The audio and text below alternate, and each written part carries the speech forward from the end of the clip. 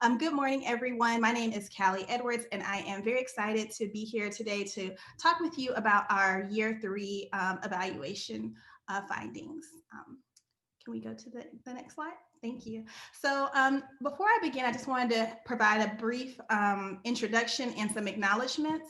The Friday Institute was responsible for evaluating the 6 initial pilot initiatives. And I definitely wanted to say that this would not be possible without their continued time and partnership. So all of the district partners who are here on this call, and even the ones who are not able to join us for this call, this would not be possible without their continued partnership over these 3 years.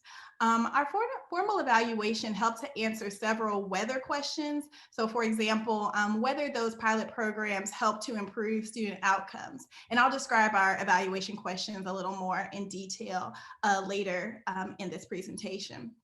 And as Leah shared, in June of this year, we submitted and completed our year 3 report and shared that with DPI. I also wanted to acknowledge my FI co-authors and contributors that are listed on this slide, as well as the generous funding support from the Department of Public Instruction, as well as the Belk Foundation that made this project possible. So we only have about 20 minutes for this presentation, and I definitely want to invite you to ask questions and chime in. There's lots of expertise on this call. Many of you are familiar with the advanced teaching roles. Others of you might be interested. And so definitely feel free to chime in the chat and ask any questions or offer any contributions. But during our time together, I wanted to first provide a little overview on the evaluation design. So what were our questions? How do we collect data? And then really spend most of our time together talking about our findings as well as lessons learned. And I also wanted to lift up these 2 links for you for more information. So the first on this slide is our full evaluation report can be found at that first link. And so if you have any questions or want a deeper dive, you can definitely go to that link. And then we also have deep dives, which are case studies. We were able to go a little further into 3 pilot districts and kind of answer some of those how and why questions. So for example, why did some aspects of the pilot programs lead to improvements, whereas others might not have? And so we're going to kind of have a high level conversation about that today, but definitely if you want more details, I would encourage you to check out these 2 links. And finally, before I begin, I definitely wanted to acknowledge Dr. Stallings and his teams. They have worked on this project for many, many years. I've been at the Friday Institute for 2 years, but even prior to that. And so definitely want to acknowledge him and the work that his teams have done to get us to this point. So now, the focus of our evaluation. So our evaluation had 4 main areas that we looked at: the academic and instructional impact, the impact on the teaching profession, a comparative analysis of the pilot programs, as well as financial and policy considerations.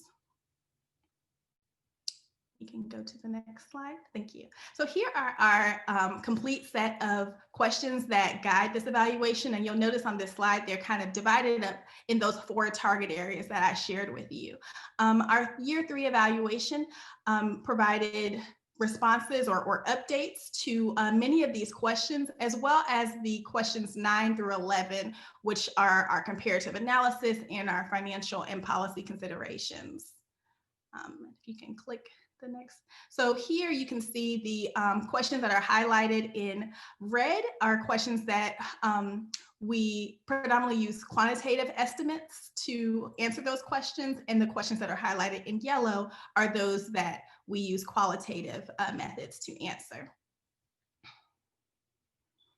So in terms of what data we used, this was a mixed methods evaluation, and so we used both quantitative and qualitative methods. From each pilot district, we got a chance to collect survey data. We conducted interviews, focus groups, and also looked at administrative data. And I won't go into the weeds about this, but if you're interested in learning more about any of these data sources, I'm definitely happy to talk more about it. One that I did want to just highlight, because this is a new data source for this year, was the Educator Preparation Program Survey. And so that's a survey that we created and administered to educators in EPP programs to understand their perceptions about these advanced teaching roles programs. So that's a new data source that we did use this year. So now I want to spend the most of our time together talking about the findings. And so first I'll share some of our qualitative findings. So in terms of our evaluation questions, you'll see on this slide, I bolded the main question, what the question got at, and then we have our findings listed underneath. So for the quality of classroom instruction, we noticed that participating teachers, so teachers who are either in those lead roles or their teaching colleagues, they continue to believe that the quality of their classroom instruction has improved. And they noted several different vectors. One that was really resonated with the teachers was the school-wide diffusion of best practices. So by participating in a advanced teaching roles program, they felt that the best practices were being diffused throughout their school, as well as having enhanced vertical alignment. We also noticed that the attractiveness of the teaching profession. So salary supplements continue to make those roles appealing, but what was also noticeable was it wasn't just the salary supplements. A notable portion of teachers also identified the opportunity to provide support to other teachers as being a primary attraction. So while those salary supplements are important, I did want to highlight that there were other aspects of this program that were also attractive for the teaching profession. In terms of recognition for and retention of high quality teachers, we did notice that there were some continued concerns around selection criteria, only being that the criteria might help us to identify the best teachers, but maybe not necessarily the best leaders. And so that was a conversation that we did notice in year 2, and it kind of carried over into year 3. So it's something to definitely think about there with our selection criteria, because teaching and being an excellent educator for children is a little different skill set required to lead your peers and other teachers. In terms of retention of beginning classroom teachers, we did notice that more teachers, so lead teaching and teachers as well as beginning teachers, they continue to believe that the program provided support for beginning teachers, though some of the cost effectiveness was still unclear. And one thing I did want to highlight is that we saw a reoccurring theme all 3 years around establishing and strengthening a within school sense of community. And that's some of the things that I have heard on this call so far this morning, in terms of building that sense of community within the school or even within the district. And so definitely wanted to highlight that as a positive qualitative finding.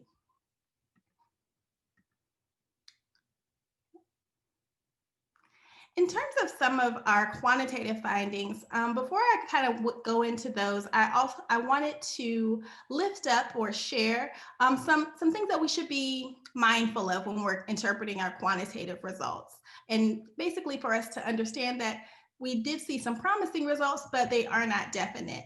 And even with 2 years of outcome data available, we still want to be cautious when we're making sense of our quantitative results, because the number of directly impacted teachers and students remains small.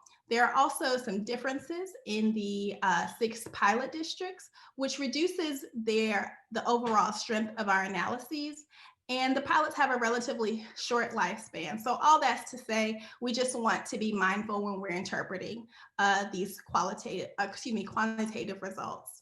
An additional factor to think about is that the coronavirus outbreak in spring 2020 did cause us to only have 2 years of data to be able to look at quantitatively. So there were no, sorry, I see a comment here, make sure I didn't miss anybody's comment or question. Okay. So the comment, sorry, I'm gonna read this comment from Thomas Felder. Thank you for your comment. He said the comment that the program leaders may not necessarily select the best leaders seems to suggest that leadership is something one can either do or can't do. For districts without teacher leadership programs or initiatives, it's important to emphasize that leadership leaders can be built, can be developed or built. So a key consideration for successful program implementation is the design, supports, and trainings to prepare and equip teachers as leaders. Yes, I think that's a very important comment, and thank you for sharing that, Thomas. That leadership is a skill or something that can be taught. It's not necessarily that you have it or you don't have it and you can't develop it. So thank you for sharing that in the chat. I believe you're with Pitt County. So thank you so much for that comment. And so now we can kind of, are there any questions about anything? I feel like I'm going a little fast. Any questions that anyone has about anything I've shared so far? Okay. All right. Well, if not, I can go on to the next slide, but please feel free to use that chat function for any questions or comments that you do have. All right. So in terms of our quantitative findings, I wanted to highlight two preliminary quantitative indicators. So first, in terms of recognition of high quality classroom teachers, we did notice that successful applicants had higher leadership ratings and EVAS scores for all 3 years. So that's something to pay attention to. However, the EVAS gap did close each year. And so as we were thinking about this could possibly be as a result of the strengthening applicant pool over time. It also could be a result of the strongest teachers being identified in years 1 and 2. And I'm sure on this call, you maybe think of some other reasons why we did notice that. But that's just something to pay attention to, is the recognition of high quality classroom teachers. Additionally, as we look at student growth, students in ATR schools were more likely to exhibit positive changes in performance, both after year 1 and 2 years of implementation, than they were in their matched schools. And in a couple of slides, I'll show you some visualizations of what this looks like. I did want to note that evidence was stronger and typically only statistically significant for the first year, and that the differences weren't consistent across all ATR schools, but we did notice that they were more likely to exhibit these positive changes. And so now I'll go to these next 2 slides, which are visualizations, and I'll kind of walk you through what we're seeing here in terms of student growth. And so one variable that we examined was school. Oh, yep, there we go. Thank you. One variable that we examined, no problem, was school performance composite score. And so that's the proportion of the end-of-grade or end-of-course English, language arts, mathematics, and science tests taken at a given school on which students have demonstrated grade level proficiency or better. And what we did was that we matched the ATR schools with schools that are similar to them, but without the presence of an ATR program. And so in this visualization, you'll see that the blue bars are the ATR schools and the yellow bars are the matched schools. And as you can see, the proportion of schools in each growth range from positive changes of 20 or more to 20 or more points, to negative changes of 20 or more points are typically more favorable for ATR schools. But that's not always the case. And in the next slide, when we get there, I'll show you for the year 2. But we do notice that on this slide in general, they're more favorable to the subset of ATR schools than those with similar programs. And if we can go to the next slide, that'll show year 2. So this was year 1 and here's year 2.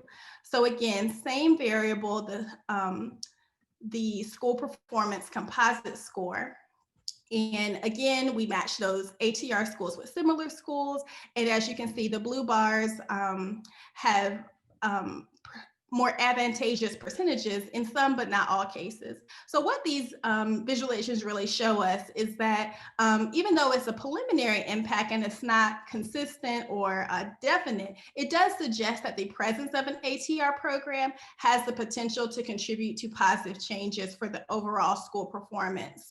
And so that's very encouraging to us in terms of student growth. So if we can go to our next slide. So I also wanted to not just give you the high level overview of what we found qualitatively and quantitatively, but also what were some strengths and challenges that we noticed across these different models, right? And this might be of particular interest to the folks on the call who may be considering implementing an ATR program and just want to kind of know the high level strengths and things to be mindful of. And so I'll go over that now. So in terms of strengths, we did notice that across ATR programs, earning leadership status was a rigorous and rewarding process for most teachers. So teachers often comment on how this was a very worthwhile and valuable aspect of their professional development and of their career journey. We also noticed that the program structure can lead to the enhanced vertical alignment of curricula. So that kind of goes to a point that I mentioned earlier about that school-wide cohesion and having enhanced vertical alignment throughout the school. Another strength would be interactions among the teachers that are in these ATR programs are often more frequent and stronger, which is a definite benefit. Lead teachers also help fill gaps in even the most experienced teacher colleagues' training and support. And so that's really advantageous to a school community.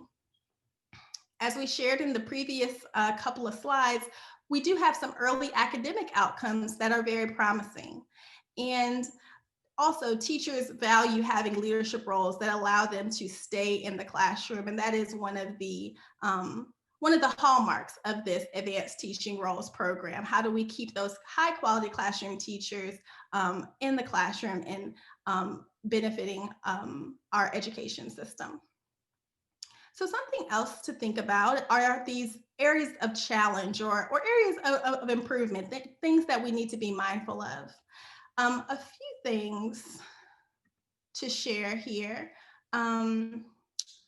One, application rigor is not the same as application of appropriateness. And all we mean there is it kind of goes back to that initial conversation we were talking about with leadership. And so making sure that what the application is asking of teachers to be a part of this program really matches what they're going to be asked to do, which is to lead their peers and to lead other teachers. Another factor is that initiative success is often personnel dependent.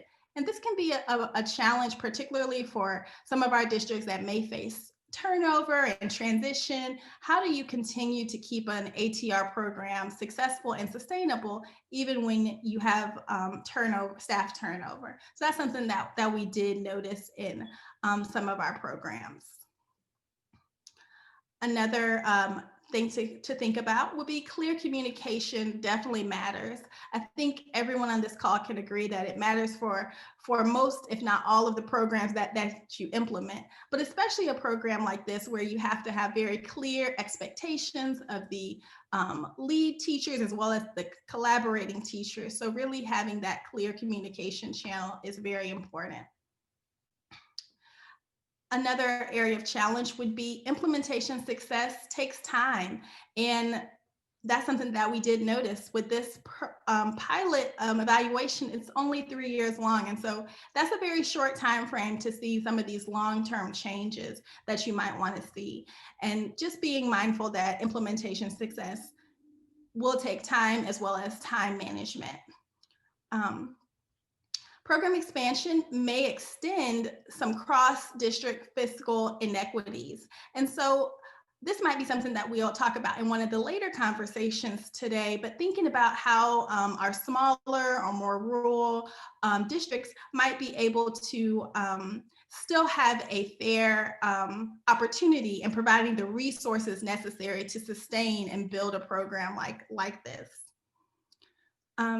And then finally, successful lead teacher support for beginning teachers. Although it does happen, it's not automatic. It does require some intentionality. And so really thinking about that as you're building out your program.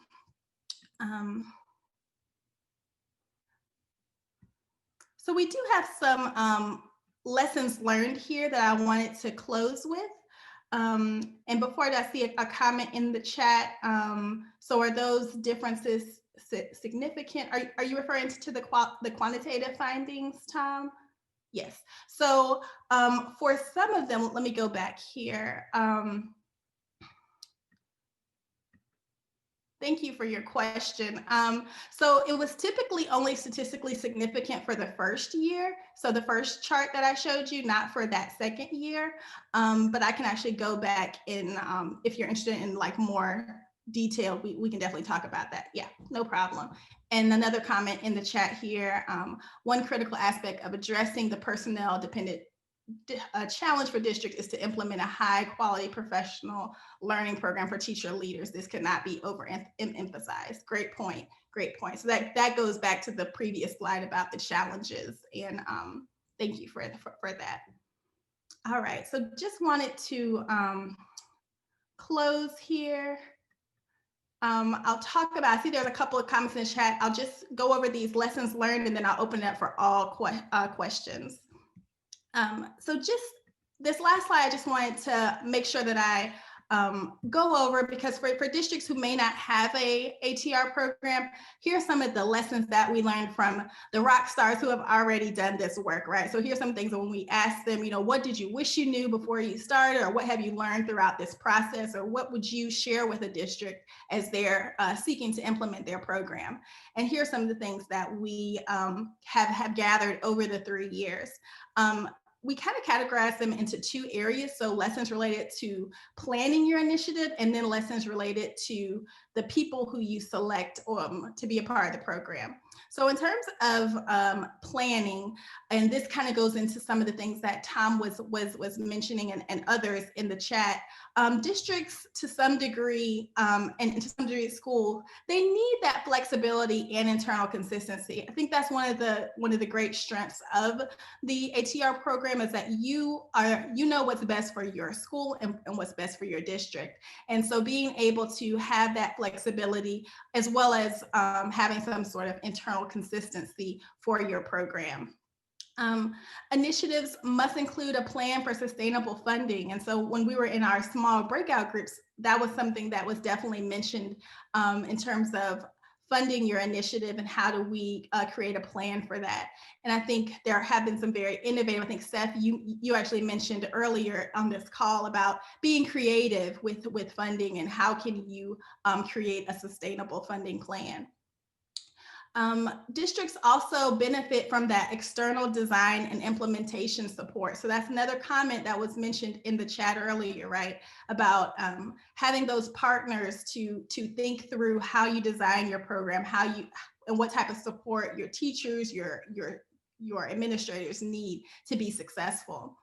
And then finally, thinking about initiatives being integrated into the district's larger set of plans. And so when it's embedded into a larger vision or mission or focus, that alignment definitely helps when you're thinking about sustainability.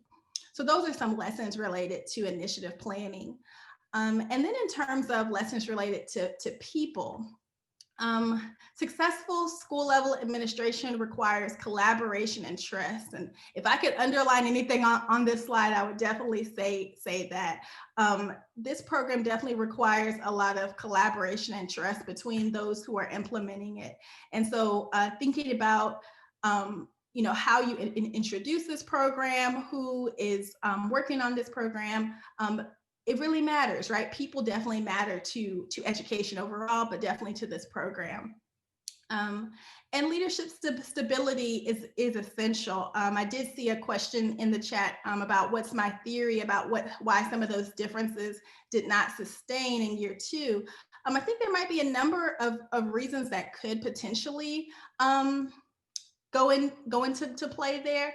Potentially one of those things might be stability of the program. There were some changes in programs, from year to year, leadership as well as teacher turnover, etc. And so perhaps that has something to do with us seeing those notable changes from year to year.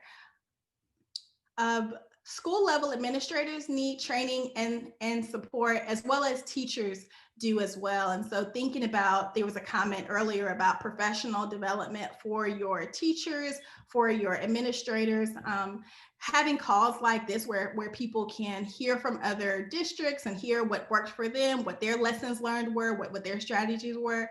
All of that's very important to helping people have a better sense of what's required for their program. And just a final lesson here, lead teachers, while they are amazing, they are not administrators. And so really being clear on what those roles are, so that the lead teachers, one, aren't overburdened, but two, they're able to really be successful in their role when they're being and what they're tasked to do. So I know I kind of went over that a little quickly, but I wanted to make sure I had a chance for if there was any additional questions that I didn't answer. That was my last slide, I do believe. So are there any questions or anything that I did not go over? There's my contact information. Feel free to reach out. And then also there's the links to the reports as well. But any questions? Let's see, interesting. I wonder what that means in terms of the necessity of communication. To Tom's point, the ongoing professional learning, keep cultivating ready educators. And well, yes, I definitely think that's very important. Let's see, Callie, is it correct? Callie, sorry, I was just gonna ask if you could share a little bit about the deep dives in addition to the final report. And we only have maybe 1 or 2 more minutes, so we can move on. We're a little bit behind. Absolutely, I apologize. Well, a little bit about the deep dives. If you are interested in learning more about the lessons learned or how these programs looked in a particular context, there were 3 different models where we were able to go very in depth. And so that those districts were Charlotte, Edgecombe, and Pitt. And so we were able to go in detail about what their model looked like, how they structured it, what their lessons learned and strengths and challenges and all those things. And they've been very gracious to allow us to talk with them in detail. So that's what that deep dives document is all about.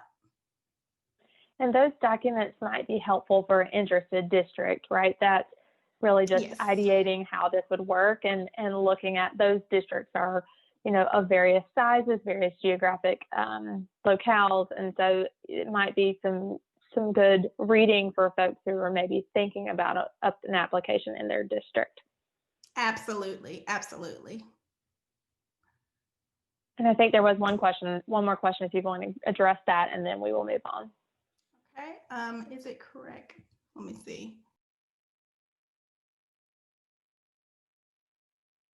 Yes, that is correct. So Stephanie D with Public Impact, is it correct that in year 2 there was less distinction in the EVAS ratings? Yes, so we did notice that gap was closing. There still was a gap there, but it was closing. So that is correct. Excellent. Well, I know that I'm over time, but thank you all so much. And I definitely invite you to reach out to me if there's any clarification that I can provide that I did not on this call. But thank you for letting me be a part of your meeting.